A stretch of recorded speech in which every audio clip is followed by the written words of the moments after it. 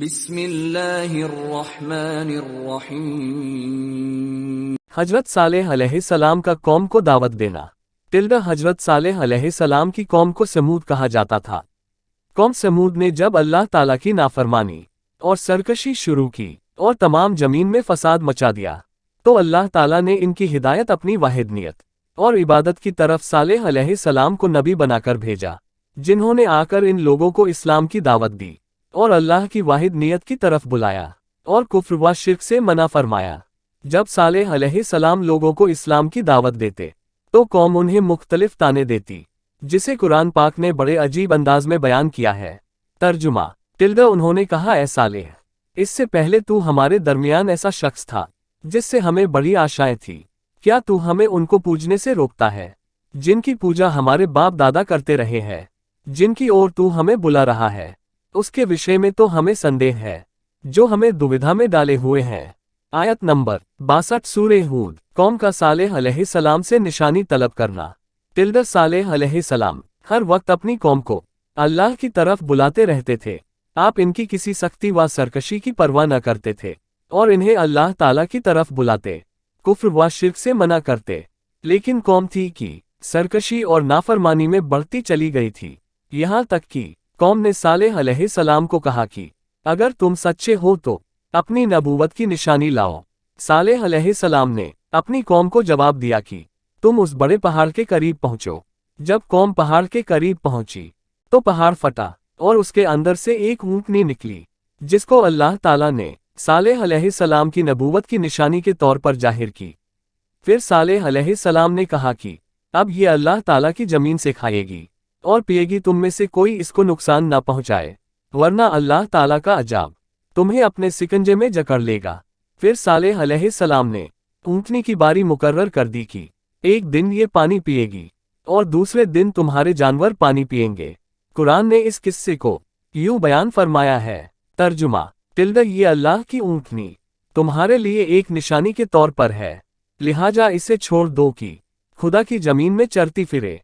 इसको किसी बुरे इरादे से हाथ ना लगाना, वरना एक दर्दनाक अजाब तुम लोगों पर आएगा। सूरह आराफ आयत नंबर 73। अल्लाह की ऊँटनी का दूध देना। ये ऊँटनी इतना ज्यादा दूध देती थी कि इनके तमाम छोटे बड़े बर्तन भर जाते थे। थोड़े दिनों बाद अल्लाह ताला ने वहय के जरिए बताया कि तुम्हारी कौम ऊँटनी को जबह कर देगी। जब सालेह अलैहिस्सलाम ने कौम से कहा कि तुम लोग ऊँटनी को जबह करने का इरादा रखते हो, तो पूरी कौम ने इनकार किया और कहा कि हम हरगिज ये काम ना करेंगे। लेकिन सालेह अलैहिस्सलाम ने कहा कि तुम में से एक बच्चा होगा जो इस ऊँटनी को जबह कर देगा। तो पूरी कौम ने कहा कि आप उस बच्चे की कुछ निशानी बताएं, हम उसे कत्ल कर देंगे। सालेह अलैहिस्सलाम ने बताया कि इस बच्चे का रंग सुर्ख जर्दी व सफेदी होगा और कुछ नीला और कुछ सुर्ख रंग होगा। अल्लाह की ऊँटनी की दुश्मन की औलाद। आप बयान करते हैं कि इस शहर में दो बूढ़े दोस्त रहते थे। इनमें से एक का लड़का था और दूसरे की लड़की। दोनों अपनी औलाद की शादी करना चाहते थे। इत्तेफाक से एक दिन दोनों की मुलाकात हो गई, तो दोनों ने एक दूसरे से पूछा कि अब तक तुमने अपनी औलाद की शादी क्यों नहीं की? दोनों का एक ही जवाब था कि मुनासिब रिश्ता नहीं मिल रहा। बस दोनों ने अपनी औलाद की शादी कर दी। इन दोनों के वहां वो लड़का पैदा हुआ जिसके बारे में हजरत सालेह अलैहिस्सलाम ने बताया था। ऊँटनी के कातिल बच्चे की तलाश। जब हजरत सालेह अलैहिस्सलाम ने बच्चे की निशानी बताई तो समूद के लोग हर जगह जाते और जिस औरत की गोद में बच्चा देखते तो उसमें बताई गई निशानियां देखते। अगर लड़की होती तो उस घर को छोड़ देते और अगर लड़का होता तो उसे मार देते। आखिरकार उन्होंने उस बच्चे को पा लिया और शोर मचाने लगे कि यही वो बच्चा है जिसके बारे में सालेह अलैहिस्सलाम ने खबर दी है। जब लोगों ने इस बच्चे को अपने साथ ले जाना चाहा, तो उस बच्चे के अजीज लोगों ने बच्चे को न जाने दिया। ये लड़का तमाम बच्चों में शरारती बच्चा था। इस बच्चे में एक खास बात यह थी कि जितना कोई बच्चा एक हफ्ते में बढ़ता, ये सिर्फ एक दिन में बढ़ जाता और एक हफ्ते में इतना बढ़ जाता जितना दूसरे बच्चे एक माह में बढ़ते थे और एक माह में इतना बढ़ता जितना कि दूसरे बच्चे एक साल में बढ़ते थे। फसादियों की साजिश और अंजाम। अब कौम समूद ने एक मंसूबा तय किया कि हम में से चंद लोग सफर के बहाने अलानिया शहर से बाहर निकलेंगे और रात को दोबारा खुफिया तौर पर शहर में दाखिल होकर सालेह अलैहिस्सलाम को उनकी मस्जिद में कत्ल कर देंगे, और लोग ये समझेंगे कि हम तो सफ़र पर हैं, जिसकी वजह से हम पर शक न किया जाएगा।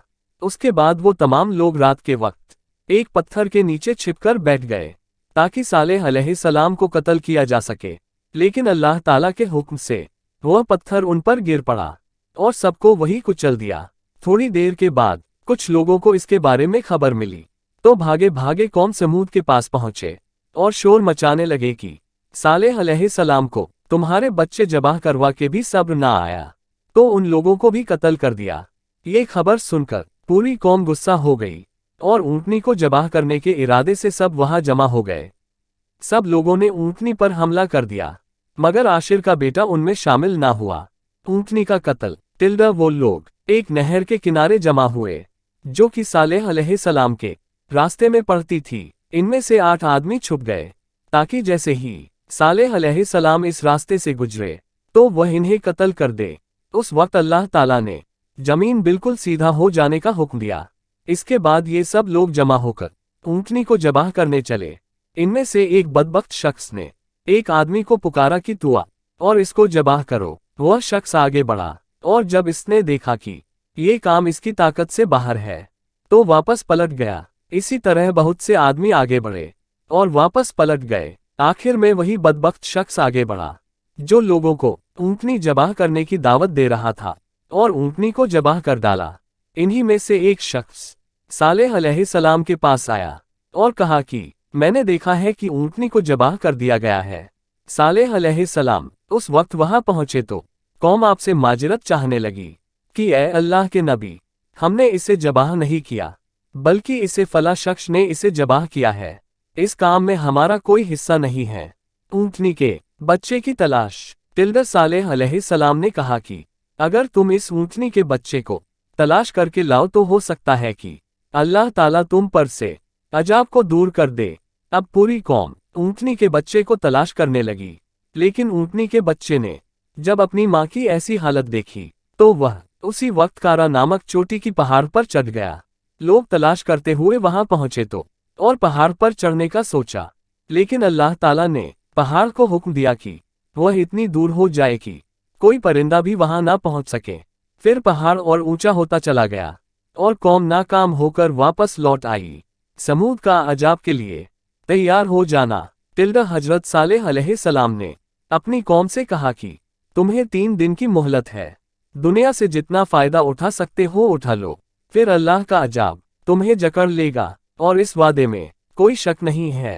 सालेह अलैहिस्सलाम ने कौम को अजाब से पहले आने वाली निशानियां भी बता दी कि पहले दिन इनके चेहरे पीले, दूसरे दिन सुर्ख और तीसरे दिन स्याह हो जाएंगे।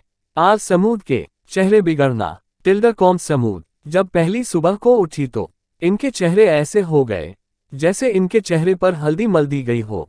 जब शाम हुई तो सब मिलकर चीखने लगे कि हाय, एक दिन गुजर गया। और जब दूसरे दिन सोकर उठे तो इनके चेहरे सुर्ख थे। जब शाम हुई तो फिर चीखने लगे कि हाय, 2 दिन गुजर गए। फिर जब ये तीसरे दिन उठे तो इनके चेहरे स्याह हो गए। ऐसा लगा जैसे इनके चेहरों पर तारकोल मल दिया गया हो। अब वो सब मिलकर चीखने लगे कि अजाब अब सर पर आ चुका है। अब जब इन्हें यकीन हो गया कि अजाब जरूर आएगा तो इन्होंने अपने जिस्म को कफन में लपेट लिया और खुशबू लगा ली। जोरदार आवाज। हजरत सालेह अलैहिस्सलाम की कौम के लोग सोचते कि अजाब कहाँ से आएगा, या आसमान की तरफ से नाजिल होगा या जमीन से निकलेगा। लेकिन जैसे ही चौथे रोज की सुबह हुई तो आसमान से जोरदार आवाज निकली जिससे इनके दिल सीनों में फट गए और वह तमाम लोग हलाक कर दिए गए। सिर्फ एक शख्स बाकी बचा जो कि उस वक्त बैतुल्ला में था। हरम शरीफ में होने की वजह से वह अजाब से बच गया। उसका नाम अबूर गाल था। हजरत सालेह अलैहिस्सलाम का दुनिया से जाना। हजरत सालेह अलैहिस्सलाम की कुल उम्र 58 बरस थी और आपने तकरीबन 20 बरस तक अपनी कौम को अल्लाह ताला की वाहिदनियत और इबादत की दावत दी।